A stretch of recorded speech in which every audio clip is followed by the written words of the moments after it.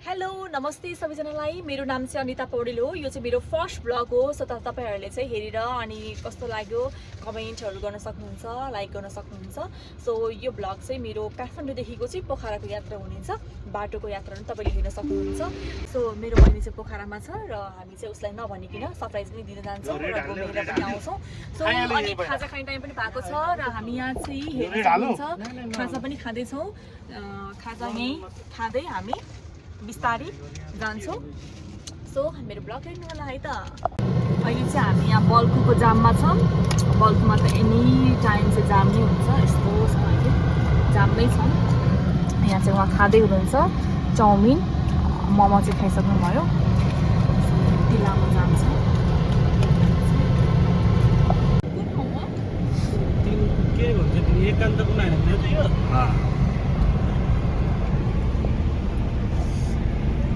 बाटोको पनि तपाईहरुलाई हामी देखाउँछौँ।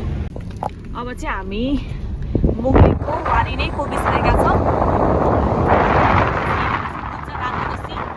लगभग 7 बजिसक्यो।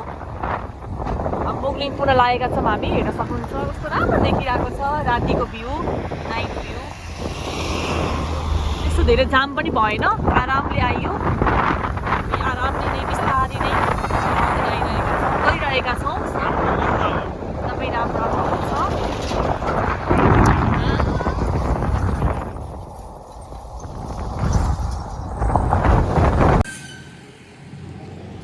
हामी मुगलिङ पुगिसक्यौँ। अहिले कार चार्जमा राखेको छौँ।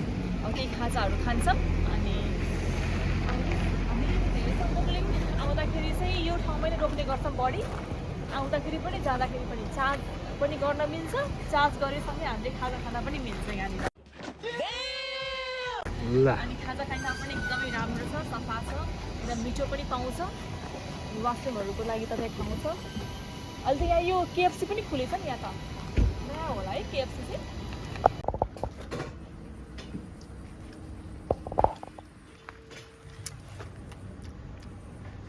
हल्का फ्रेस हुनको लागि आइसक्रिम खान्छौँ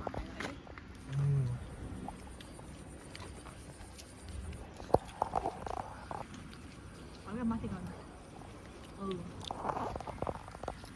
अब चाहिँ हामी मुगलिङ बजार होइन, मुगलिङ बजारमा पुगिसक्यौँ। यहाँ चाहिँ राति भए पनि उज्यालो नै छ है, एकदमै राम्रो देखिरहेको छ। हेर्न सक्नुहुन्छ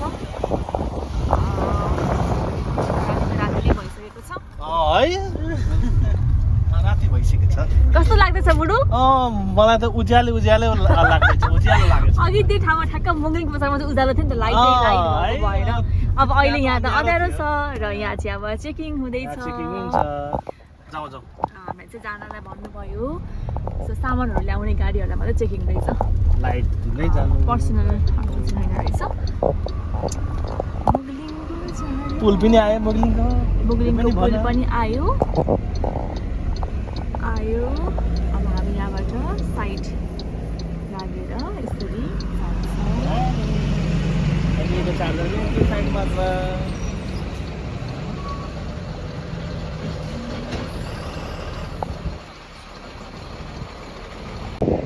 जाडो भएर बाटोमा एकदमै राम्रो छ, मौसम शीतल छ।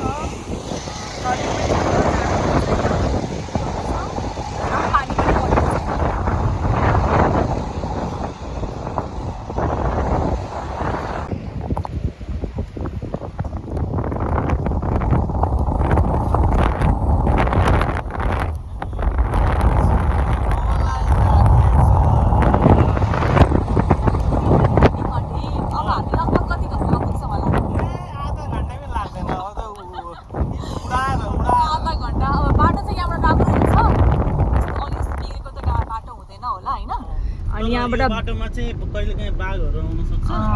यो बाटो लाग्दो बाटो छ है यो चाहिँ। भालु पनि आउँछ, भालु पनि जनावरहरू आउन सक्छ। अब चाहिँ बाटो राम्रो हुन्छ। अब सरर आरामले गइन्छ। अब 2.5 घन्टा जतिमा पुग्छौँ होला हामी। 2.5 घन्टा चाहिँ होइन, 1.5 घन्टा। 1.5 घन्टा 1.5-2 घन्टा। Okay, let's see. हामी धेरै छिटो जानु हुँदैन। यहाँ चेकिङ छ। हामीले बिर्से थियो। अब चाहिँ हामी घर जाँदैछौँ।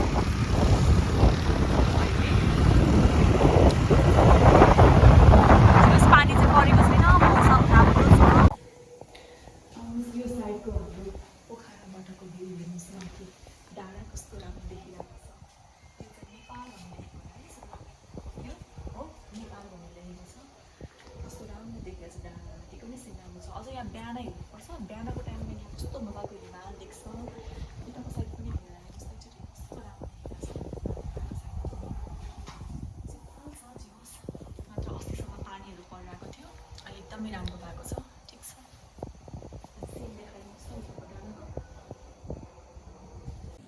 काँक्राहरू पनि रेडी छ खाना सुरु गरिसक्यो अनि यहाँ चाहिँ हाम्रो के बन्दैछ त मिठो हो एयर फ्रायरमा चिकन रोस्ट हुँदैछ विङ्स पाक्दैछ हेर्न सक्नुहुन्छ यो पाक्ने बित्तिकै अनि हामी अब खाना खान्छौँ पुगिसक्यौँ हामी घरमा हेलो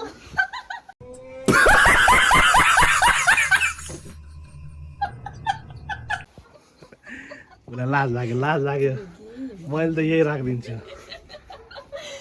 अब चाहिँ हामी खानासाना सबै बनाइसक्यो बहिनीले अब हामी यहीँनिर मजाले यहाँनिर के भन्छौँ माथि छतमा हामी कौसीमा बसेर यस्तो मजाको हावा लिएर अनि चन्द्रमा हेऱ्यो आकाशमा पनि चन्द्रमा हेर्दै हामी अब खाना खान्छौँ सो तपाईँहरू पनि खाना खानुहोस् र खानामा हामीले के परिकार बनेको छौँ तपाईँहरू देखाउँछु नै सो किप वाचिङ अब हामी खाना खान जाँदैछौँ खानामा चाहिँ हाम्रो छ भात छ सलाद छ मासु फ्राई है एयर फ्राईमा बनाएको अनि करेला फ्राई छ ग्रेभी मासु छ दाल छ अब मजाले खान्छौँ हामी अनि खाएर सोध्छौँ र तपाईँहरूले पनि मेरो भिडियो हेर्नुभएकोमा सबैजनालाई धेरै धन्यवाद कस्तो लाग्यो कमेन्ट गरिदिनुहोस् लाइक गरिदिनु सक्नुहुन्छ सब्सक्राइब गरिदिनु सबैजनाले र अहिलेको लागि चाहिँ सबैजनालाई गुड नाइट बाई बाई